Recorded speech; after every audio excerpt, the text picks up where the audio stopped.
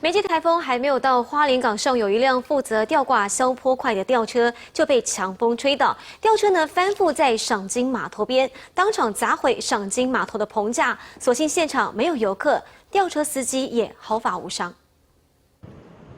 受到梅季台风外围环流的影响，花莲港边出现阵阵巨浪。一台大型吊车原本在堤防上吊挂消波块，没想到却在作业结束后离开时，疑似遭到强劲的阵风吹袭，当场嘣一声翻覆在赏金码头边。因为台风的关系，那侧风过大，那导致整个那个吊车，然后直接砸落在那个赏金码头上面。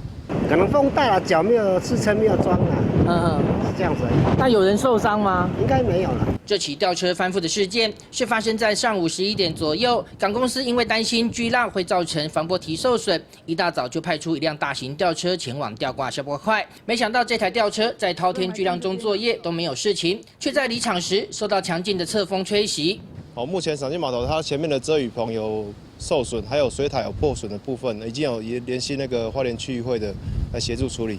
所幸因为台风，赏金码头并没有游客，吊车司机也没有受伤，只有赏金码头的棚架遭到吊臂砸毁。港公司目前紧急调派其他吊车前往支援，跟时间赛跑，要将这辆巨型的吊车拉起。记者孟家凯，花莲报道。